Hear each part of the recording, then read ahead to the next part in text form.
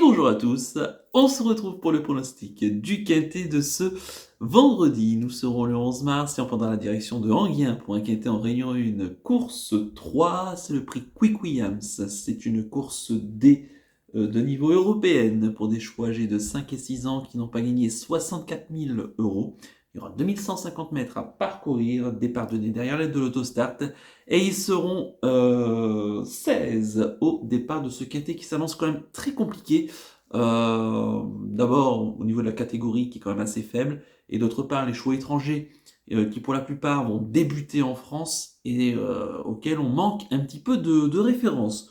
Donc soyez quand même très prudents donc en ce jour de réouverture de l'hippodrome d'Enghien. Là encore, ça fait plutôt plaisir. À noter que le départ sera donné aux alentours de 20h15 pour le quintet. J'ai tout souhaité rapidement vous donner mes 8 préférés. J'ai retenu en tête le 6, Jank Summerland, le poursuiveur d'Hugo Landbeck Junior, qui est son entraîneur driver. Il restera ferré. Le cheval qui a raté sa mise en jambe la dernière fois sur un parcours sur la petite piste de Vincennes, où il est parti au galop, donc c'était sur les 2008 de la petite piste. On n'a pas pu le juger alors qu'il était favori de la course.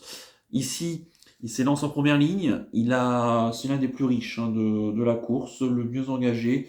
Il aura à cœur de se racheter. À noter qu'il a déjà terminé 4e sur cette piste l'an passé, tout dans un bon lot, en y trottant correctement. Il avait trotté 13-2 et en n'ayant pas forcément eu toutes ses aises. Donc bref, ici, si ça venait à bien se passer, je le verrais lutter pour la victoire, tout simplement. En deuxième position, j'ai mis le 3. Il s'agit de High Fire d'RP, le pensionnaire de Bruno Marie, qui en est son entraîneur driver. Il sera déféré des 4 pieds, ce cheval qui est en pleine forme à l'heure actuelle, puisqu'il a gagné 2 de ses 4 dernières courses, dont récemment sur l'hippodrome de Nantes, sur une longue distance, 3000 mètres. Cette fois-ci, on change un petit peu la donne, 2150 mètres, mais il a déjà bien fait sur ce type de distance un peu plus réduit. Alors certes ici il monte un petit peu de catégorie, mais comme je me dis qu'on manque un peu de référence sur ces courses, enfin sur ces chevaux étrangers, notamment italiens, je me dis qu'ici ce cheval, même si il manque un petit peu de référence sur ce type de parcours, il en reste capable d'étonner, d'autant que son entraîneur driver Bruno Marie, souvent un homme qui place des chevaux à belle cote à l'arrivée, donc pourquoi pas celui-ci. En troisième position, j'ai mis le 12. Il s'agit de Alcarolite, le pensionnaire de Massimiliano Castaldo, Ladrine de Mathieu Vautier. Il sera déféré des 4 pieds. Le cheval qui va tout simplement, lui, débuter en France. C'est un cheval qui nous vient d'Italie. Il reste sur des tentatives un petit peu en demi-teinte du côté de Milan. Mais il n'était pas forcément totalement déféré des 4 pieds. À noter que déféré des 4 pieds, il court très peu. Il a été 8 fois dans sa carrière, 7 fois à l'arrivée, dont 3 victoires. Donc quand même, je pense qu'ici, on a dû un petit peu viser cette course. Il doit partir en seconde ligne. Il a quelques lignes intéressantes en Italie, et notamment sa victoire à Turin quand il était déféré des 4 pieds, où il devançait des chevaux qu'on connaît un petit peu en France. Vagabondo, alors qui n'est pas une grosse pointure, mais Talisker Horse, qui était une jument assez utile en France. Bref, ça manque un petit peu de référence, mais s'il s'adapte à cette piste d'Enghien, il n'y a pas non plus une grosse difficulté, et avec Mathieu Motier, ça peut surprendre ici à une belle cote. En quatrième position, j'ai mis le 4, Baggio Jet, pensionnaire de Salvatore Minopoli, la drive de Vincenzo d'Alessandro Junior. Il sera déféré des 4 pieds. Alors le cheval qui lui aussi va débuter en France, il nous vient d'Italie. Voilà, avec l'entraînement. Le cheval qui a couru 36 fois dans sa carrière, 19 victoires, donc il a gagné plus d'une course sur 2 dans sa carrière. Et quand il ne gagne pas, souvent il est fautif. Donc souvent, c'est avec lui, c'est tout ou rien. Le cheval qui a des bons chronos en Italie, dans des lots qui restent assez corrects, dans l'ensemble en tout cas. C'est certainement l'Italien le plus titré du lot. On peut lui compter une 5e place, notamment il y a un an de ça, c'était l'été dernier, d'une course remportée par un certain Ben Gurion Jet, qu'on connaît bien en France, et il terminait proche d'un certain Blackfash Bar, qu'on a vu pas plus tard que lors du meeting d'hiver de Vincennes, et qui s'était classé 7e du Critérium Continental et quatrième récemment du prix du plateau de Gravel, en courant bien, remporté par Éric Beaufour. Donc on peut se dire quand même que les lignes sont plutôt intéressantes. Par contre, pour moi, il y a un petit bémol, c'est que son driver, il n'a jamais couru en France. Et du coup, j'espère qu'il va s'adapter à cette piste d'Anguien. Si tel est le cas, le cheval a une toute première chance ici. Mais il faudra quand même qu'il reste sage. En cinquième position, j'ai mis le 5, Hippocrate du trio, l'autre atout de Bruno Barry, c'est François Lecanu qui va le piloter. Il sera déféré des 4 pieds, le cheval qui reste sur 2 victoires consécutives sur l'hippodrome de Graigne. Un cheval qui est peut-être plus passé sur sur des longues distances, pardon. Et c'est vrai que courte distance, il manque un petit peu de référence. Maintenant, ici, il a l'avantage de partir en plein milieu, en première ligne, ce qui va être un avantage ici. Et c'est un chat qui actuellement traverse une très belle période de forme. Et je pense que ça peut jouer ici. Si ça se passe bien, même s'il monte un petit peu de catégorie, je pense qu'il a les moyens de lutter pour une place. En sixième position, j'ai mis le 10. Il s'agit de Audi Quick, le pensionnaire de Mike Esper, la drive de Gabriel Germini sera déféré des 4 pieds, le cheval qui nous vient de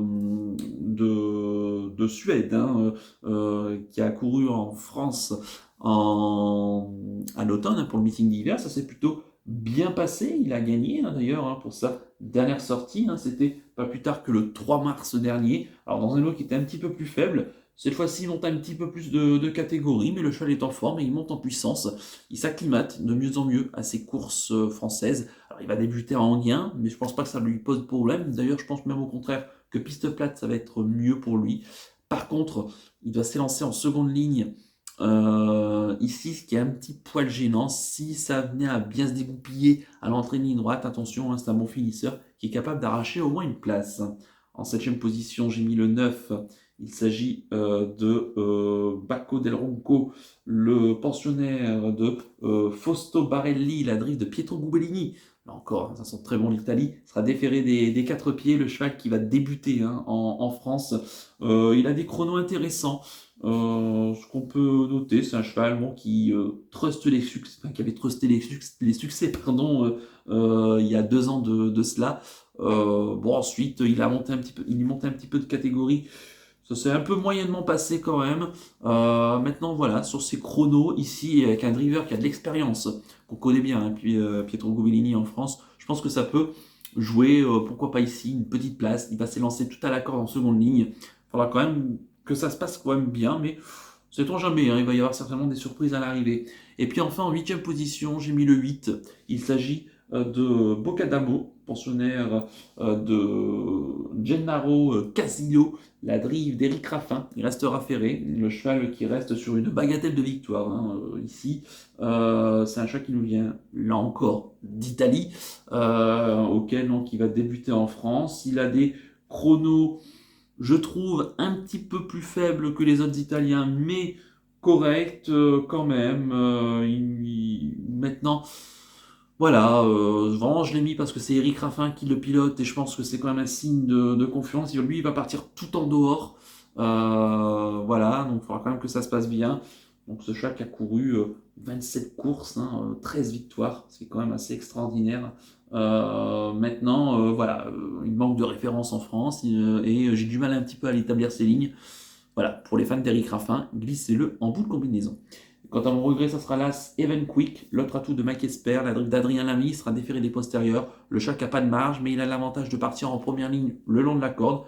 Le 1 en gain, c'est un bon numéro, hein, finalement, contrairement à Vincennes. Donc voilà, avec un parcours à l'abri, ça peut pourquoi pas prendre une petite place. Glissez-le au moins dans un champ réduit. Je répète mon pronostic en chiffres, le 6, le 3, le 12, le 4, le 5, le 10, le 9 et le 8, avec l'As en regret. Mon coup de cœur pour ce quintet, ça sera le 6, Young Summerland. Sivina bien s'est lancé ici, ce chat c'est l'un des rares à avoir des références sur cette piste. Donc j'y crois. Ici, même ferré, ça peut bien se passer. Méfiance. Et quant à mon conseil de jeu, alors très honnêtement, c'est vraiment l'Arlésienne hein, dans ce quintet. Donc je ferai juste un simple gagnant placé du 6. Youngster Irlande, en espérant évidemment que ça se passe bien et qu'ils partent au moins sur la bonne jambe. Voilà donc pour le conseil de jeu. On va terminer comme d'habitude par le penalty du jour. On va revenir sur le penalty de ce jeudi 10 mars. C'était sur les programmes de Saint-Cloud avec la rentrée de Flying Beauty, qui avait certainement besoin de cette course de rentrée. Elle court propre, elle finit 7ème. Maintenant, c'est vrai que voilà, c'était pas forcément évident de revenir de l'arrière aujourd'hui à Saint-Cloud, mais elle s'est quand même bien défendue. Voilà, on va reprendre dans des terrains peut-être un peu plus assouplis, hein. C'est aussi l'autre chose auquel je craignais, c'était un peu le terrain. Le terrain était juste souple et encore ça tirait même, je pense, même vers le bon. Et donc en terrain un peu plus assoupli, je pense que ça pourrait être bien cette Flying Beauty un peu plus tard dans la saison. Et pour ce vendredi 11 mars, eh ben écoutez, je reste en Anguin et je pars dans la toute première course du programme. C'est le prix de Sanary-sur-Mer. C'est une course D pour des chevaux d'âge, de 7 à 11 ans qui n'ont pas gagné 225 000 euros, 2150 mètres à parcourir départ de l'Autostar, c'est la distance du Quintet. Et dans cette course, j'aime beaucoup le 105, Evita Madric, la pensionnaire de Stéphane Meunier, la drift de Franck Ouvry. Elle sera déférée des 4 pieds.